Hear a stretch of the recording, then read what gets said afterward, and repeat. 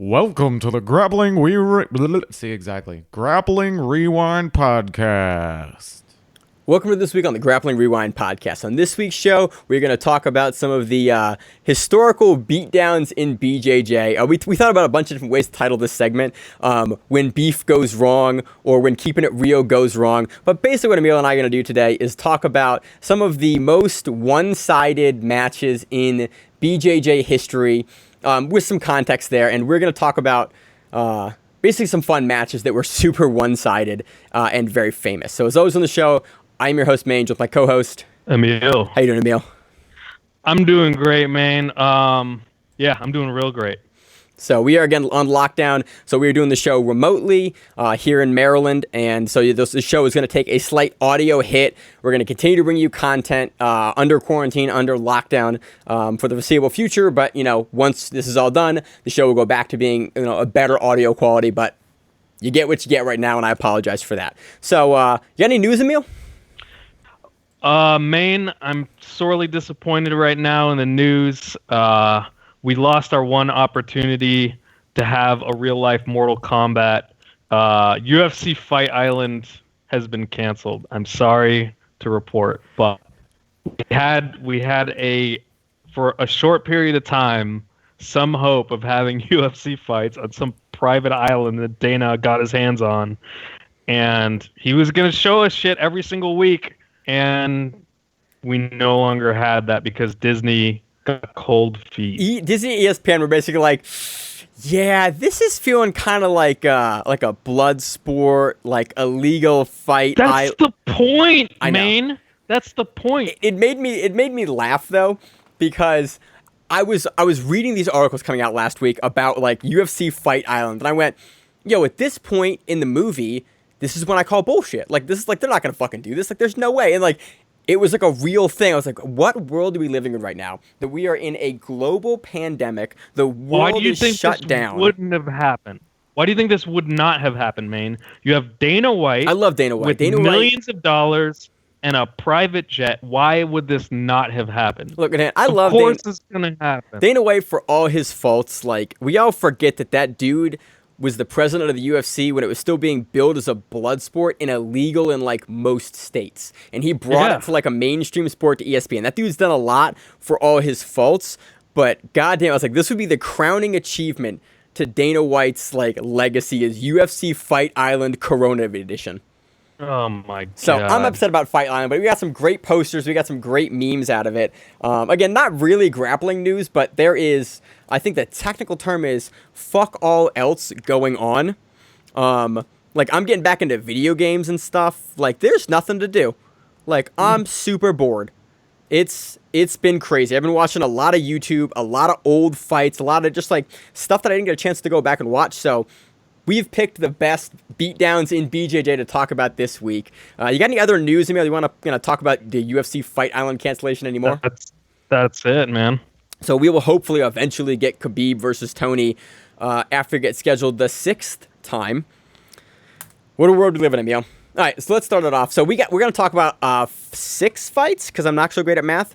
We're going to talk. Want to preview them or want to just do it open? No, we'll just go into it. I want it to be a surprise. Okay. But basically, our criteria here was, as Maine talked about, like, 1, they had to be a beatdown. 2, they had to be high-profile beatdown. Yeah, so I'm not That's going it. to talk about, like my random-ass wipeout match that I got the shit beat out of me. Like, nobody cares.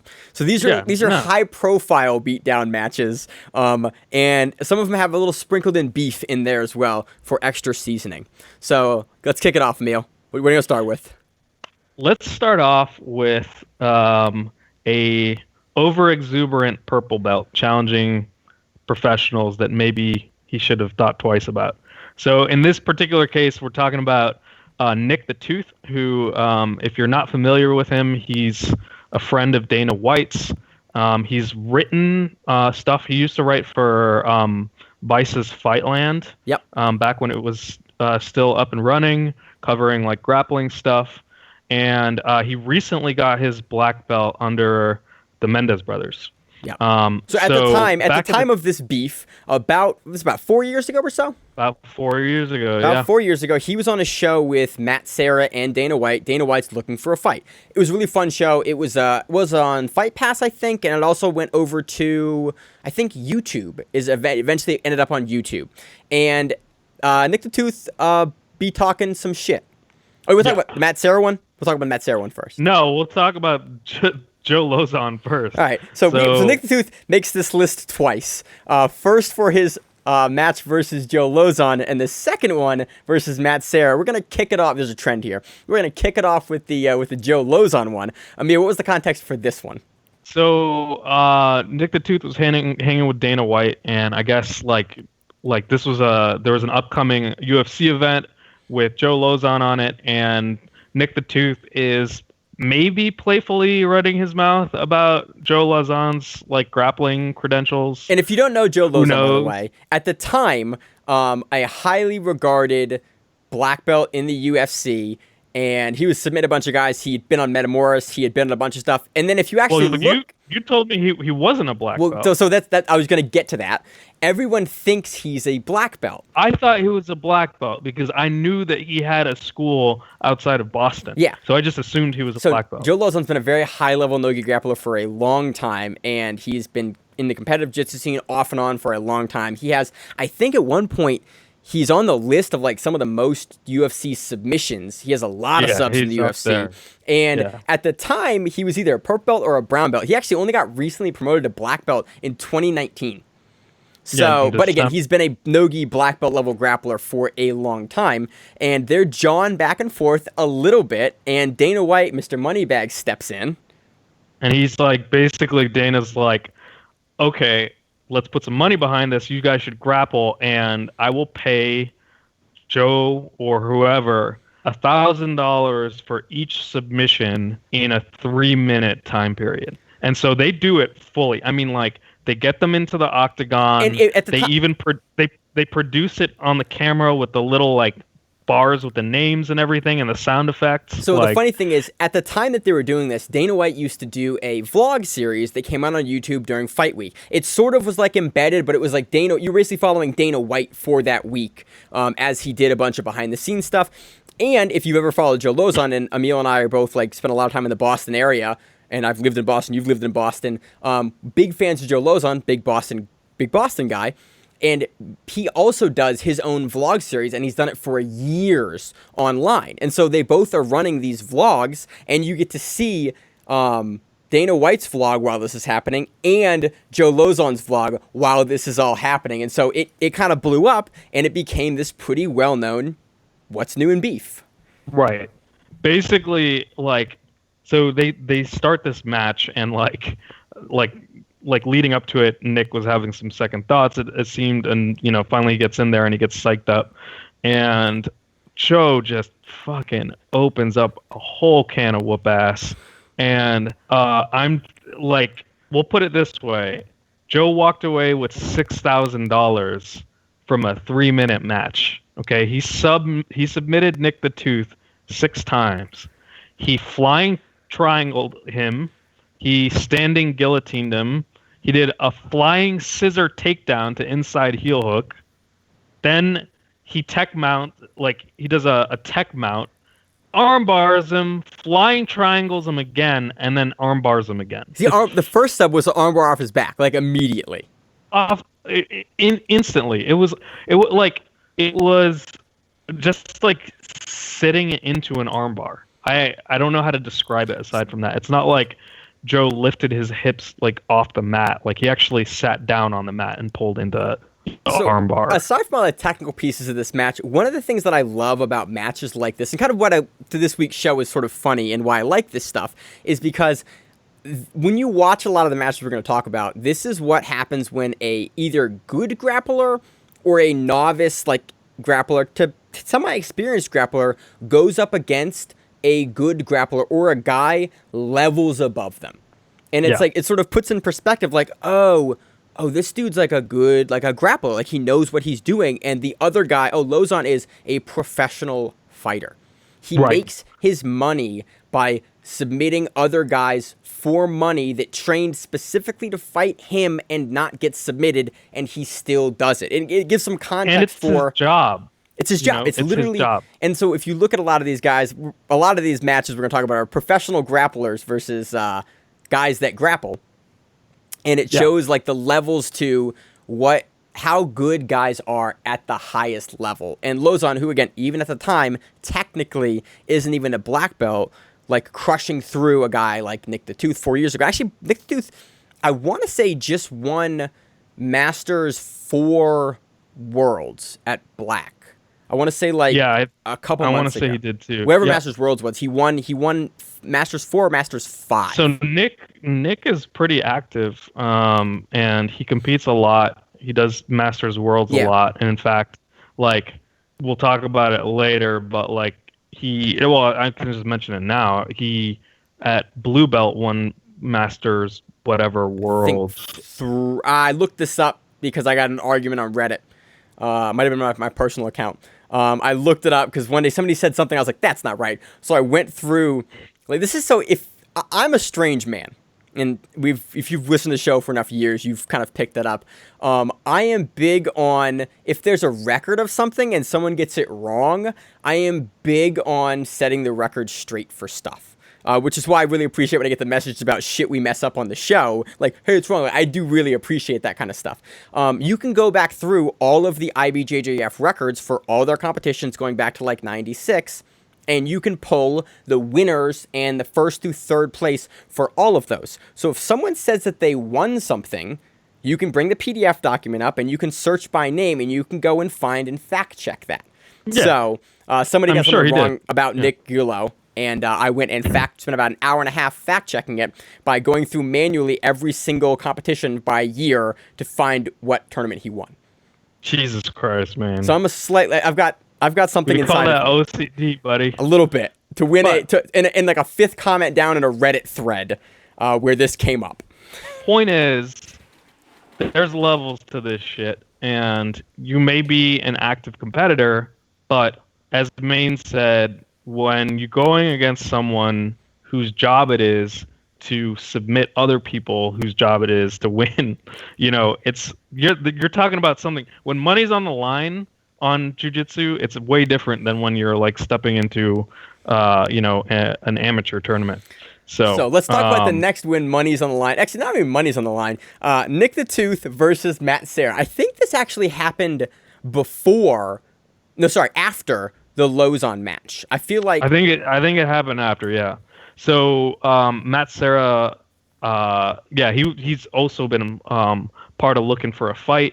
It was a great vlog series. I remember now this was so long ago. It's only like 4 or 5 years ago. Yeah, but like to put it into perspective, I remember when they found what was that like blonde karate kid's name? Sage Northcutt. Yeah, I remember when in that video they found Sage Northcutt. Yeah, and they like decided to like bring him into the UFC. And he's already had his UFC run, and he's already left his UFC run, and he's already been knocked out and had his face. Actually, his one fight where he got knocked out, he broke his face and had like an 18-hour surgery on his face. Yeah, I heard about because he got his face caved in. Yeah. Yeah. Yep. Like so that's how long ago it was. Like a whole career has flashed out in front of us in that time. But like, so back, I guess what I was reading was that in the pilot they were interviewing the different guys. So Nick the Tooth was part of this, Dana White and Matt Serra, and I guguess we might as well introduce Matt Serra in case people don't know who Matt Serra is. But Matt Serra is like, an OG. He's former welterweight champ, fucking KO'd one of only 2 guys ever to beat George St. Pierre. Also, by the way, everyone who's beat George St. Pierre in the UFC and ever has been named Matt. Yep. I always thought that was a little weird, and just a very weird coincidence. He's lost twice, once to Matt Serra and Matt Hughes. And he has avenged both those losses, which is why he's the GOAT. But Matt Serra is very good. At the time of this, I think Matt Serra is a 4th degree black belt. He's way up there. Matt Serra's been a black belt for a long time. since 2000, and he was Renzo Gracie's first American black belt. The dude has chops. Yeah. Okay. And for context, by the way, it's a bit, and less nowadays, but back when this happened, back when Matt Serra got his black belt from a Gracie in America, like it was rare. Like it was a big deal. Dude, no one had any idea what jiu-jitsu was when Matt started it. He was one of the OGs. Like, yes. He talked about it once, how he found out about jiu-jitsu, and then like, I want to say there wasn't even like, I think this was before there was an official gym even. So Matt, I remember Matt had to travel to go and get trained. So that dude loves jiu-jitsu. Like there are people who truly live and breathe jiu-jitsu, and Matt Serra is one of them. He's amazing. I mean, he has schools. Like, I went and trained at Serra BJJ when I was visiting Myrtle Beach, right when I first moved to Baltimore back in like 2000 and I think 16. I always forget what year I moved here. 2016, like went on vacation with my family, like right the week I moved here down in Myrtle Beach, and I trained at Serra BJJ in Myrtle Beach, and he's got another affiliate in Long Island. He's got affiliates all over the place. Like exactly. So been a long to time. Sum it up, we have former UFC champ, one of the oldest American black belts, has gyms everywhere. The dude is fucking good, and I guess like during the interviews in Looking for a Fight, Nick was talking about how he's like kind of poking fun at Matt for being like bald and fat, and then was like, oh yeah, the only thing left to settle is like the grappling. And Matt called him out afterwards. Well, and was like, Matt yo, took what's a up with little that? bit of offense. I think Matt Serra goes, 100%. He goes, I didn't think there was anything to settle, and in his accent, and you can tell, like, I love old competitors because there's like that saying, I'm not as good as I once. What's the saying? Who the fuck? I know what you're saying. Yeah, I can't remember it. And when guys decide to like turn it on that were once like the dude, like Matt Serra was welterweight world champion. Okay, like he is a special dude in the first place, and so yeah, he may be a little older. Yeah, he may be a little slower. Yeah, he may be a little out of shape, but when he wants to turn it on, like he's always gonna be a special dude. I don't think he's that out of shape. The dude rolls every single fucking day. Not out of shape, and but like in context of what he used to be as far as like in shape. Like he is not in like fight shape in his 20s anymore. Right. He's a beefy dude, but like if you go and you watch this video, you will see how nimble he is. And even afterwards in the interview, Nick, it was like, I had no idea he could move that fast.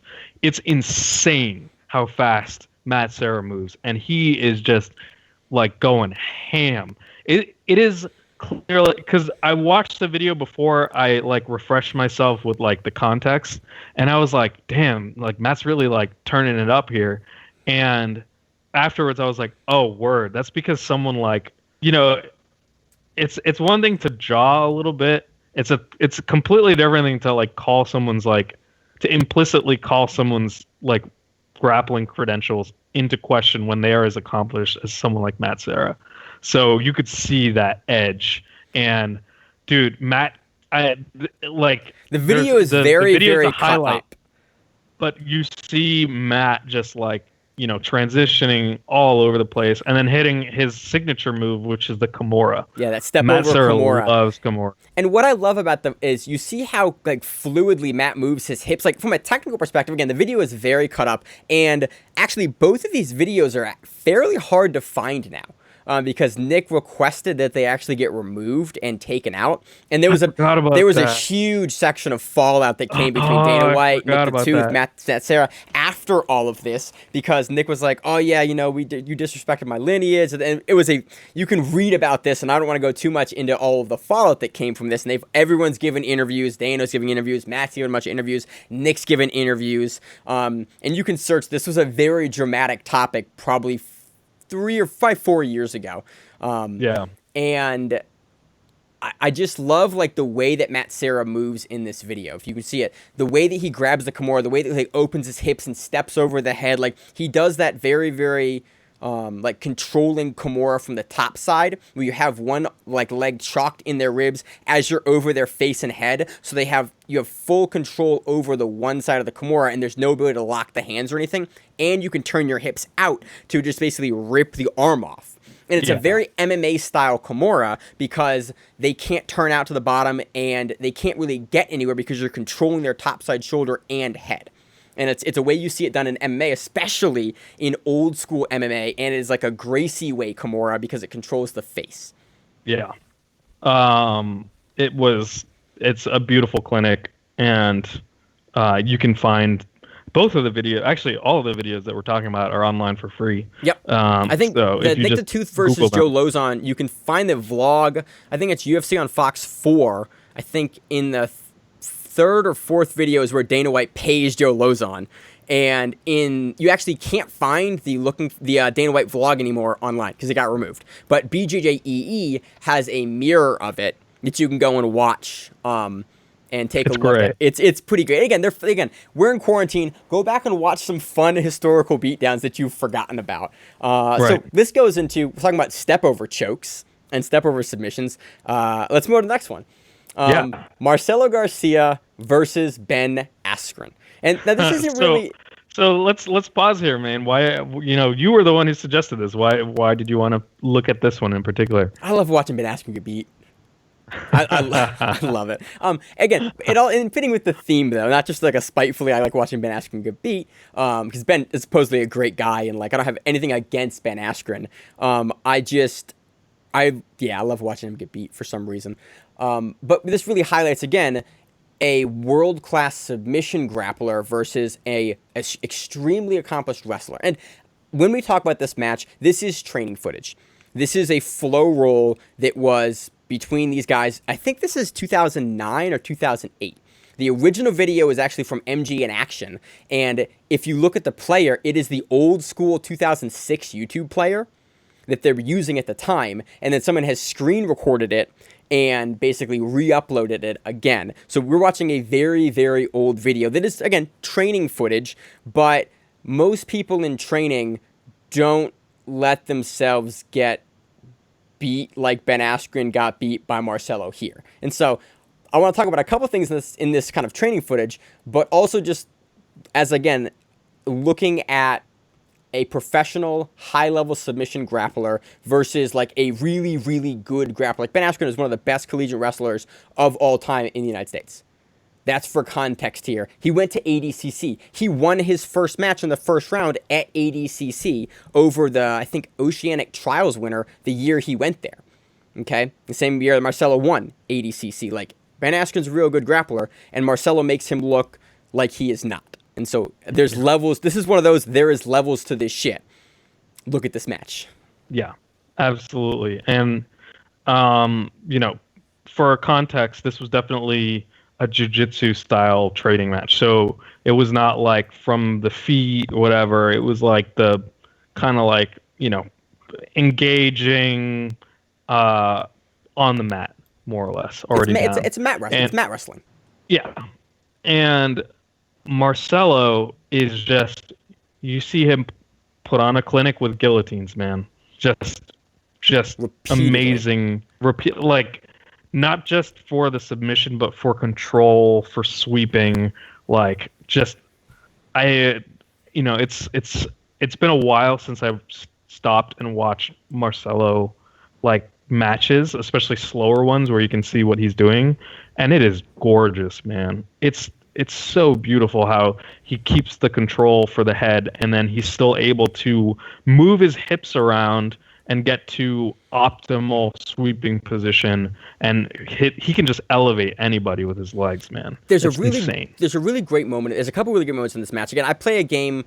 I emulate a lot of stuff that Marcelo does. I'm a really big fan of how he grapples, and I just sort of naturally gravitate towards a lot of the style of stuff he plays. So I've watched a lot of Marcelo footage.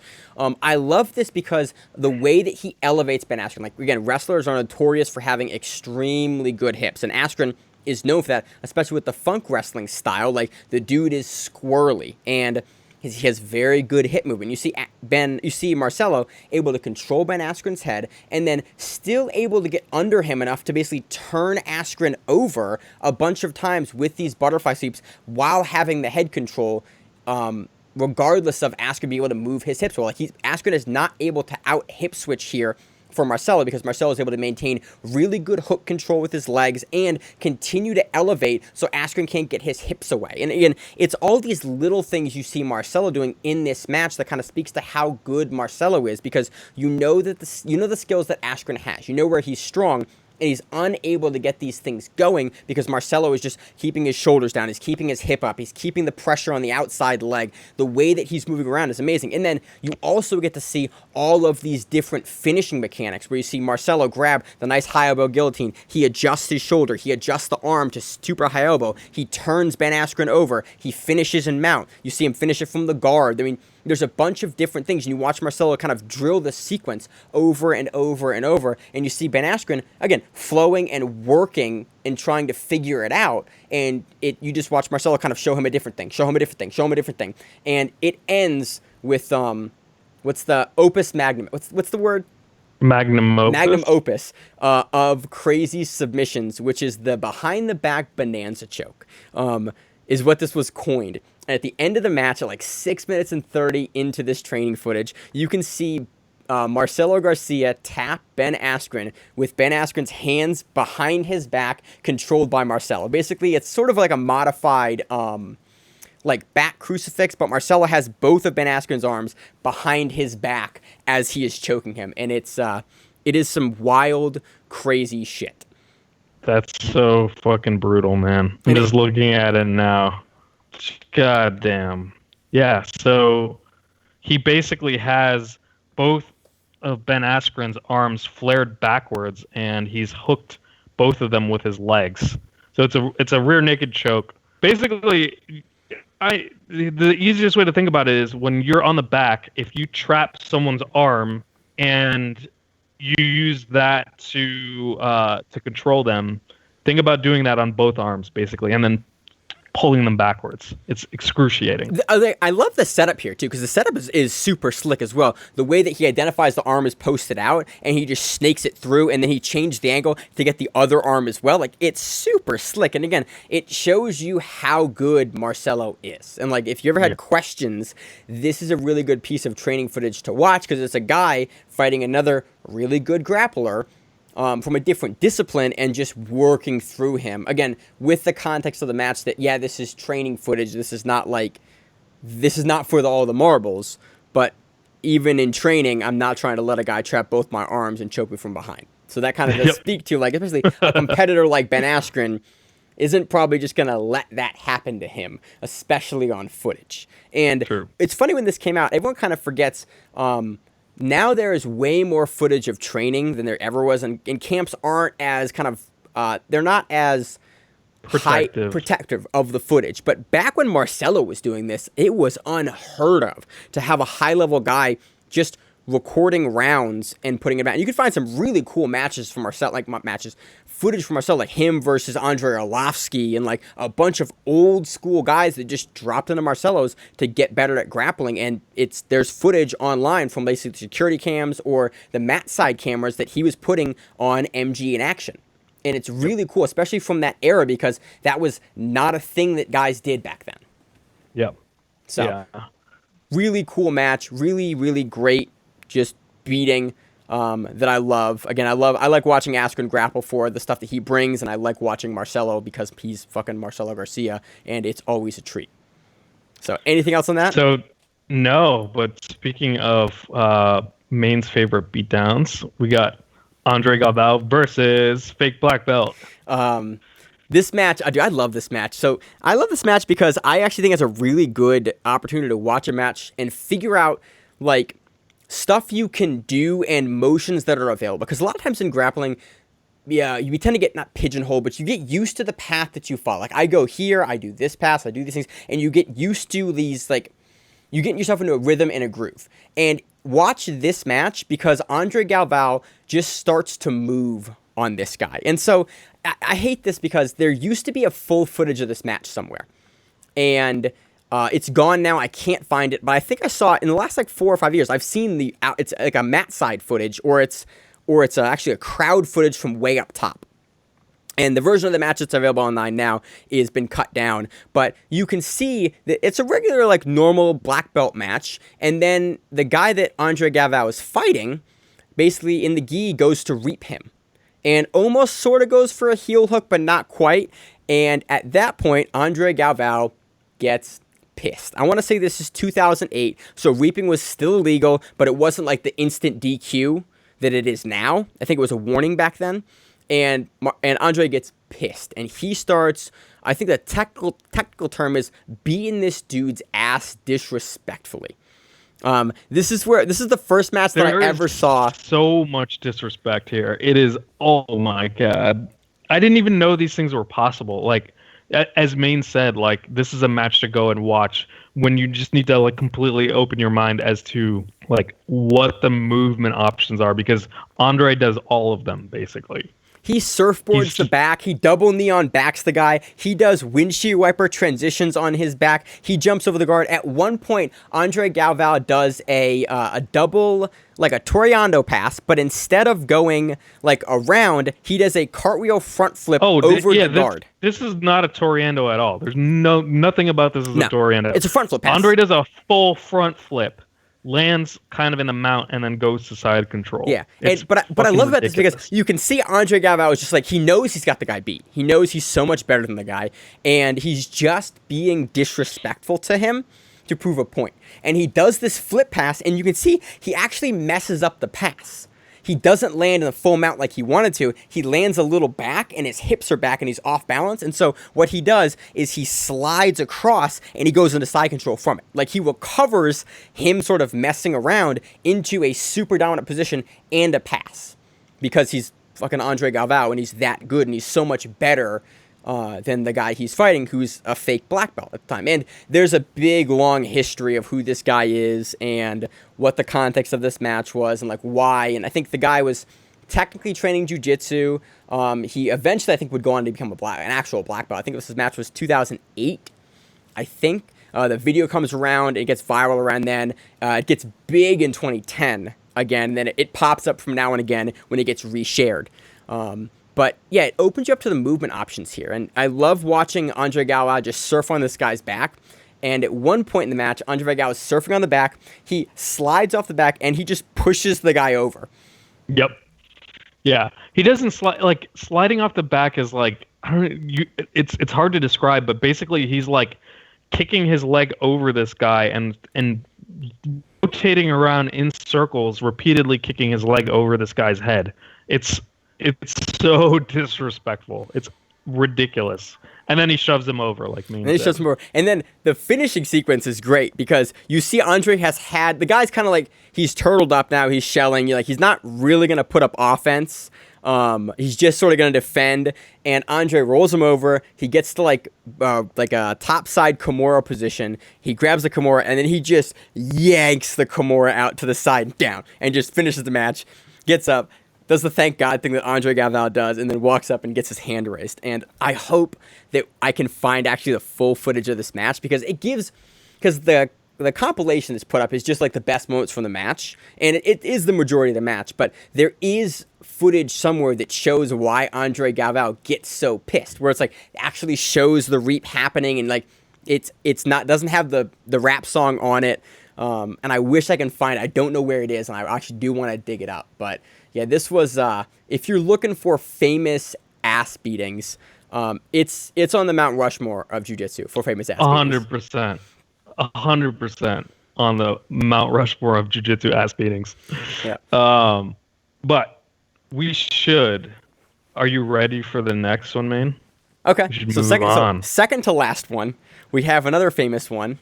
This is so fucking famous. Like, this one I believe is also on the Mount Rushmore, or just a lead up to it. But we're gonna cover now Gordon versus Hollick Gracie. Yeah. And this was at Metamoris 7? I think it was Metamoris 7. So funny enough, actually, this happened November of 2017. And if you are familiar with the Grappling Rewind history, I don't know why you would be. We were actually doing the show back then. This was the first pay-per-view that Josh and I purchased as part of the Grappling Rewind because it was a big card that was happening and we were going to cover it. And it's like, okay, well, we got to cover this. So we bought the Metamoris pay-per-view and watched this card live. This must have been the very last Metamoris, right? This was the last Metamoris. Yeah. And it's really weird because Metamoris had kind of died a couple times at this point. It was pretty much dead at this point. It was dead in the water. The whole lead up to this was that I guess the previous two, I think there had been multiple where Hollick was the one who was running Metamoris, and fighters were complaining across the board about not getting paid.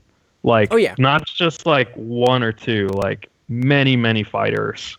And people were furious. And then the jiu-jitsu community as a whole started getting really bad. And the Graces did not handle this gracefully. Like, they started like being kind of like combative over this stuff, even though, like, you know, they were the ones who set it up and agreed to pay these people.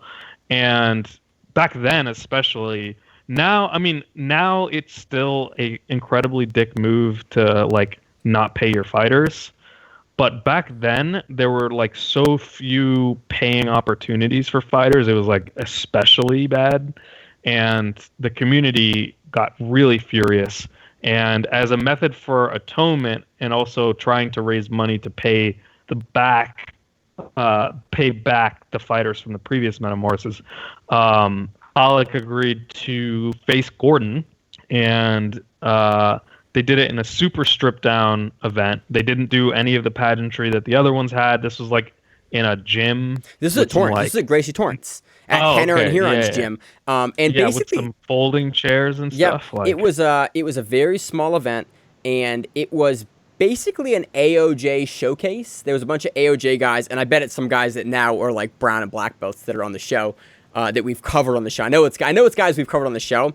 I think it was a couple of blue belts from AOJ versus some guys that they crushed, and it was Halleck and Gordon. And this was right around when Halleck was trying to do good faith and pay the guys that he owed a bunch of money to. He actually took a fight in Bellator after, I think, right after this or right before this, where he fought Soto or Cato, the guy that knocked out Schilling.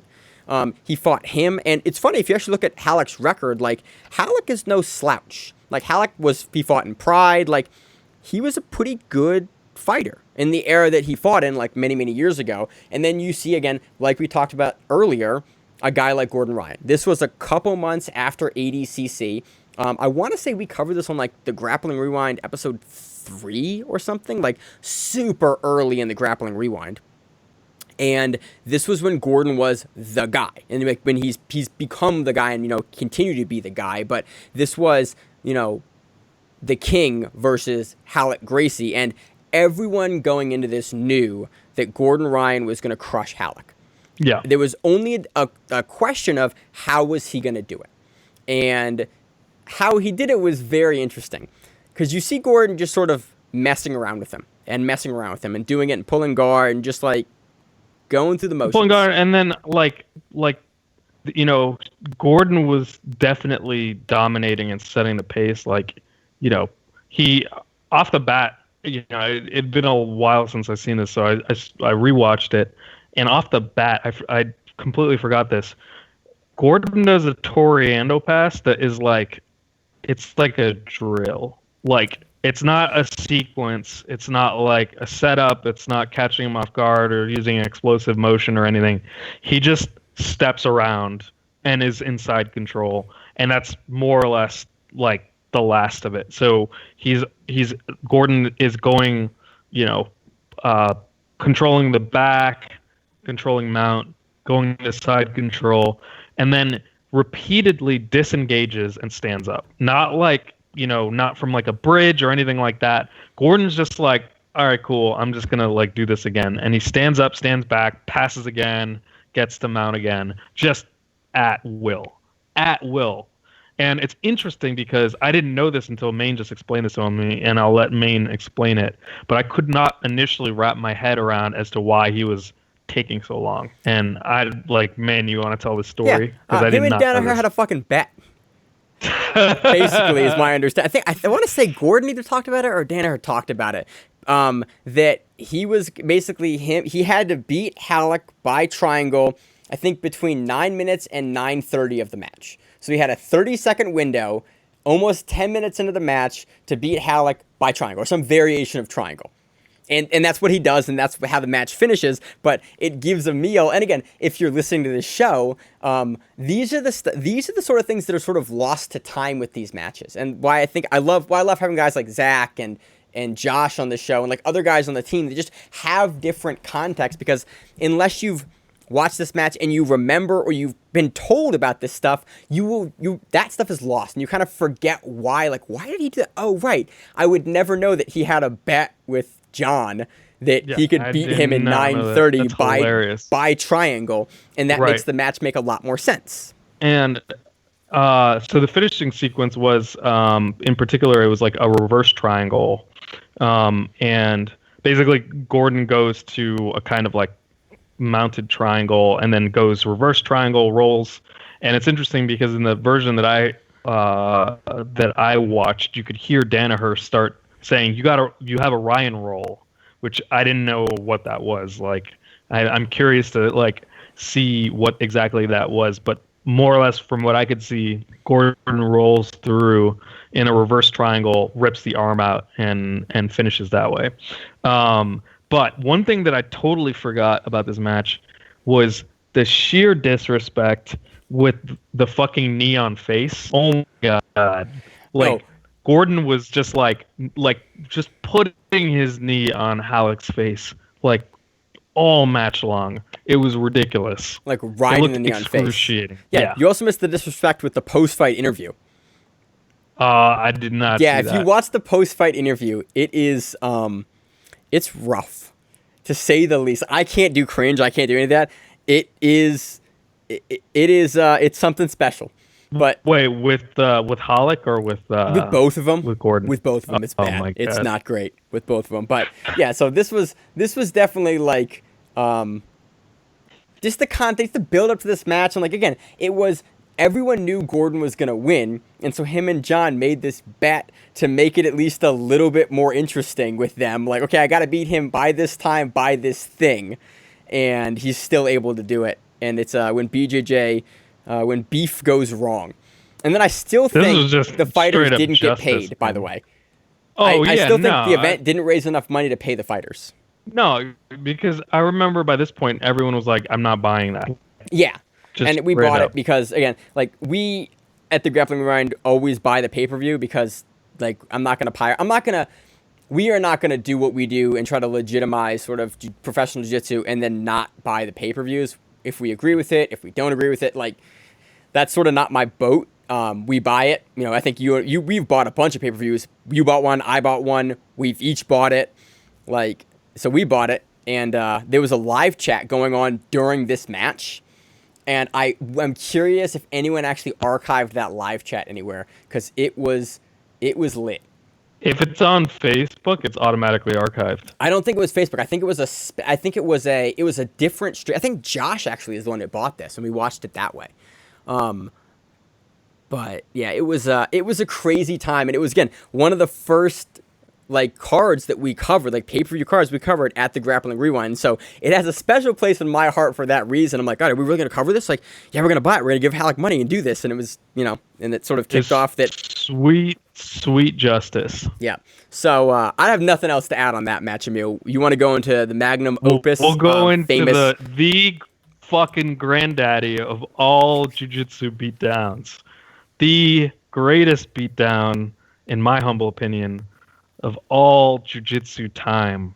This would be Helio Gracie versus Kimura. This was prodigious. This match is unbelievable. I didn't even realize that match footage existed. Yeah. I knew that there was a description of the match, and holy shit, go and watch it, and then go and fucking read about it. And I'm about to tell you about this match because it is unreal like the build up to this. So but basically, Masahiro, give me before we just call him Kimura the entire time. Sure. This is why we call the move with the arm where you bend it bad. This is the match. This is why we call it a Kimura, is because of Masahiro. I can't say his name. I'm messing it up. Masahiro or Hiro Kimura. That's why this match is that important, that we have a move named after this guy.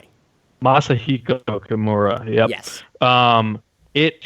Just imagine like whooping someone's ass so bad that you have a move named after you, right? Like, so what happened was, this was back in the time, this is 1951, and the Gracies are fully in their challenging everybody in Brazil mode, right? So they've had a bunch of street fights.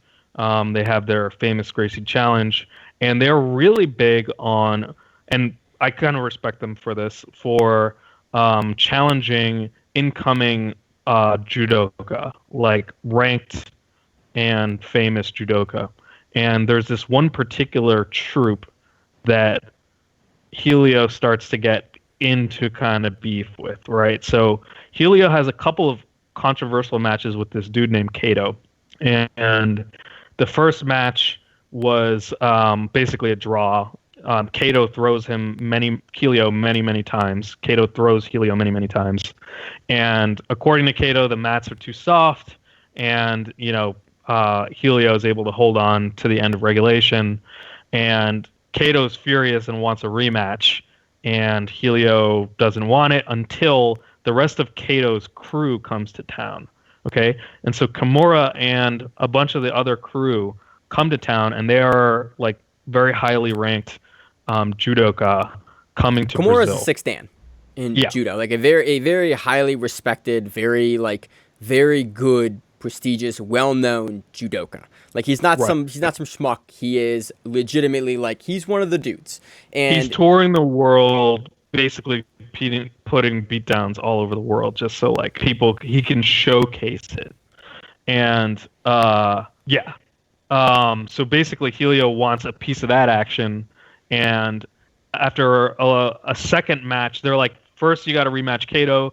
Helio rematches Kato, ends up choking Kato out of bounds, which was against regulation. So there's more beef behind this, but Helios fans do not care. They actually take a casket and start parading it around the streets for to represent Helio, like putting Kato down and basically killing him in the match.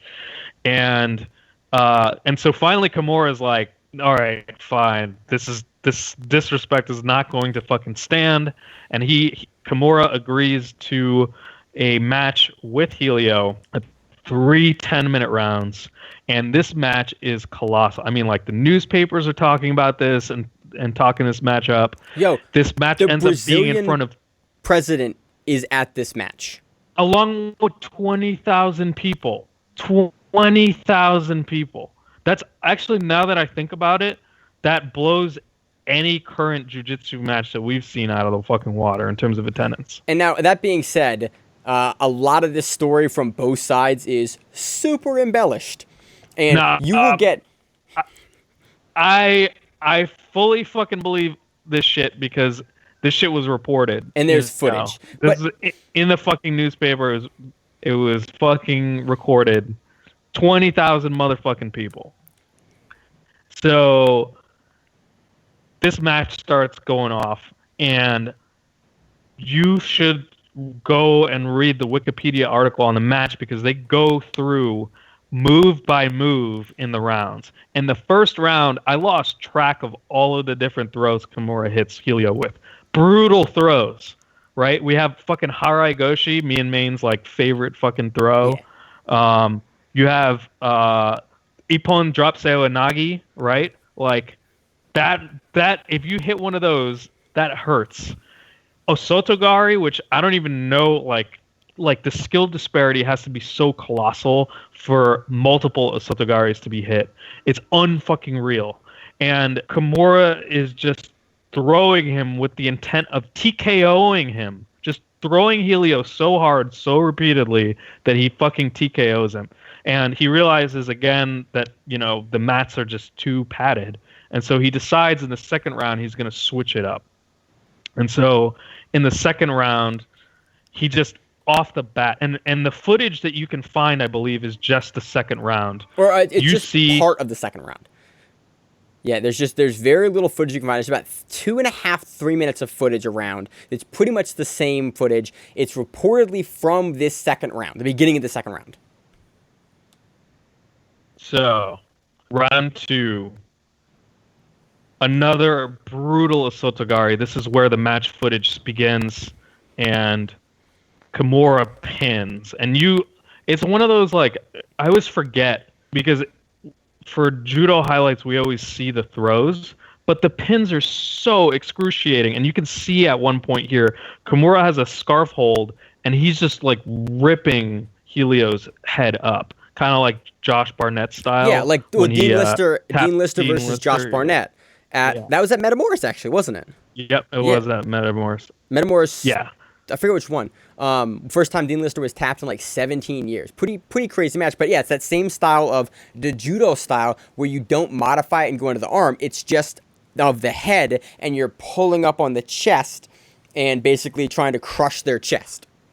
Yeah, it looked so excruciating. And finally, Kimura goes to the far arm around 3 minutes in or something like that, and rips it into an armbar position. And then Helio was refusing to tap, even though there was multiple pops. And that's when Kimura put it into the iconic position, rips the Kimura, and there's just breaks everywhere. And Helio is not tapping. And finally, his corner had to throw the towel in because it was just audible at this point. His arm was just completely demolished. And that, ladies and gentlemen, is how we get the name Kimura for that move. When keeping it real goes so wrong. And yeah, in Kimura's accounts, the crowd was dead fucking silent during this. Because it's in Brazil. Which this has to be fucking eerie as shit. This happens in Rio de Janeiro, Brazil. In a stadium. And so this is Helio's people. In front of the president. Yeah. In front of the president. Imagine. And I forgot to mention this. Helio's buddies brought a casket in before the fucking match to basically as shit talking. We're going to put you in here. That's the level of theatrics and shit talking that went into this. And you bring the president, and then you get your arm broke. You get thrown on your head a bunch, and then you get your arm broke.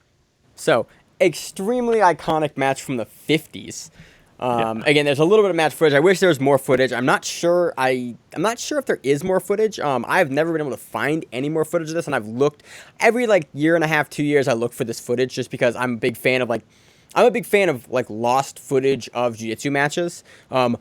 Which is cool because Rafael Lovato Jr. just announced today this was news, that he found a bunch of purple and brown belt footage from a bunch of really famous Leandro, Bruno Malfacine, him from back in the day, old school color belt footage on old hard drives. So look out for that coming through. But this match is really interesting because of all the context, because of the history behind it, because we have a move named after this guy now. But there are wildly different accounts of what happened in this match if you read the version Kimura talks about and the version that the Gracies talk about. And it sort of is very telling. And if a lot of jiu-jitsu prehistory, especially for the Brazilian lineages, which is pretty much all of them, which is why we call it Brazilian jiu-jitsu, is very steeped towards the Gracie side. And this is a good match to look at because it's a Gracie loss, and there are some pretty big and reported different accounts, and you get an idea of, okay, what's the line being spun as.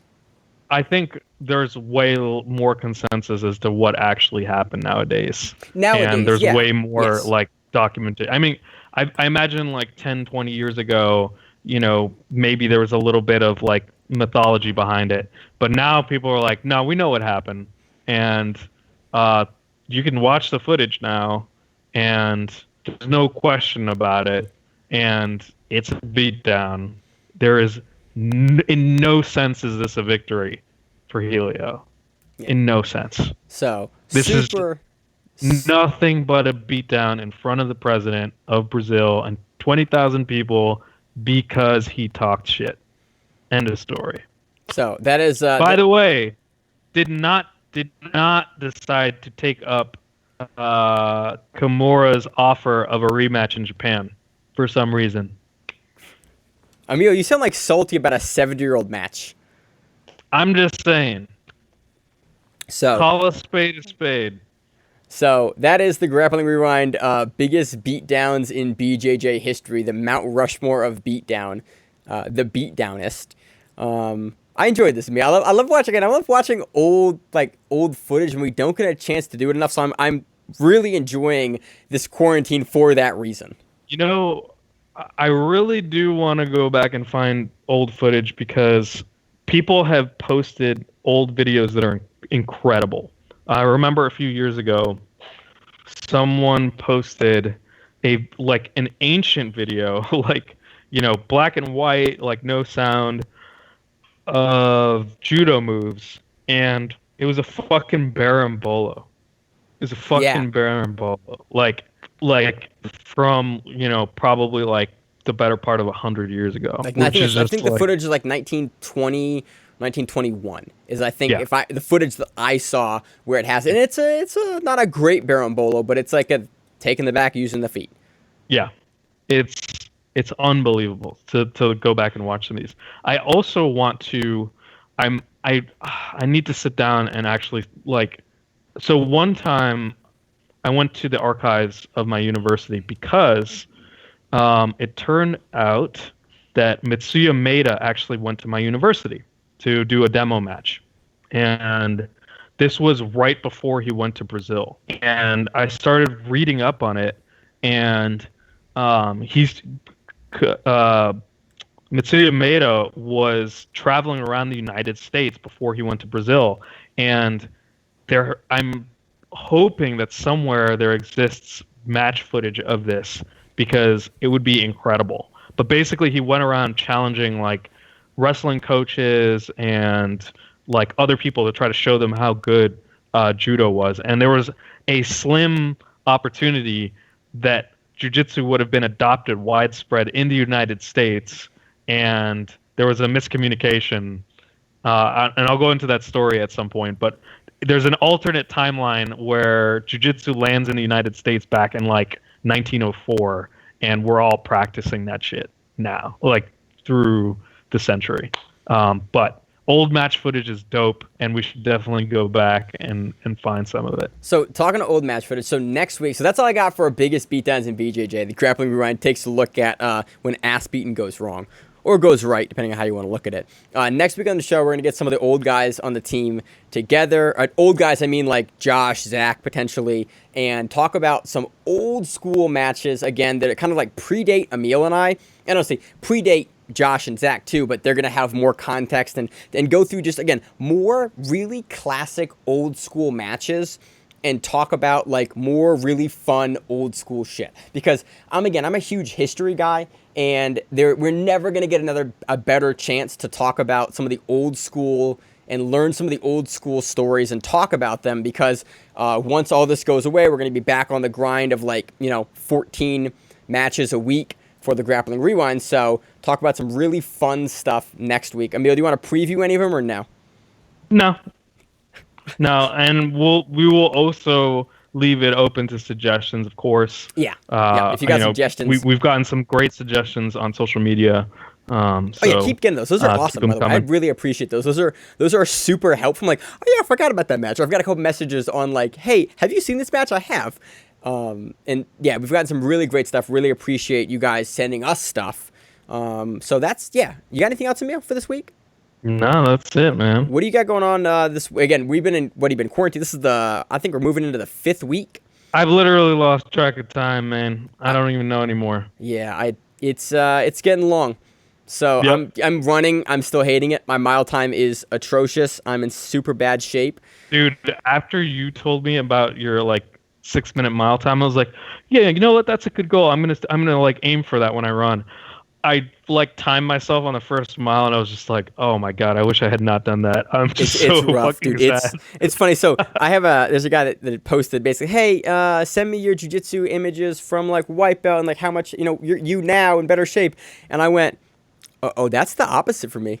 Like I am in far worse shape now that I do jiu-jitsu than because when I started jiu-jitsu, I was running like I think 1 to 3 miles a day, like usually like 5 or 6 days a week. And then I do jiu-jitsu now, and I don't do that as much because it's very hard. And so I'm in way worse shape than I was. Like I could easily make like 140 when I started jiu-jitsu. Like not easily, but like I could make it, not being able to like cut weight well at all. I didn't know how to do it. Nowadays, like I'm dying to make 140. Like it's a rough week for me to make 140. And so like, yeah, I'm way fatter than I used to be before I started jiu-jitsu. So I'm looking forward to continuing to get in shape, heal up more injuries, and get back on the mats, once this is all over. I think we're quarantined here in Maryland until the 30th. So we got 17 more days at least. At least, yeah. We'll see how that 17 goes. more days.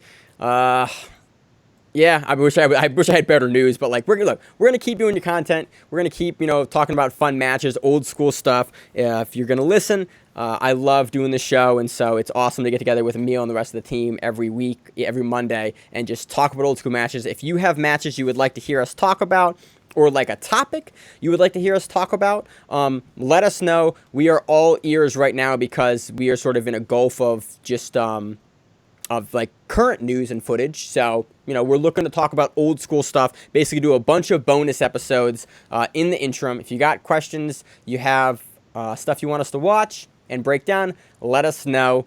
Anything else, Emil? That's it, man. All right. As always on the show, I'm your host, Maine, joined with my co-host. Emil. And we are the Grappling Rewind. We will see you on the mats whenever that is. If you like the show, please consider sharing it on Facebook with the folks at your gym. It's the best way that we grow the show, and we really appreciate it. You can reach out to us on email. We also have Instagram. We have Facebook. We have Twitter. We have Google+. Until that shuts down. We have a website. If you have an event you would like to have us cover, please let us know.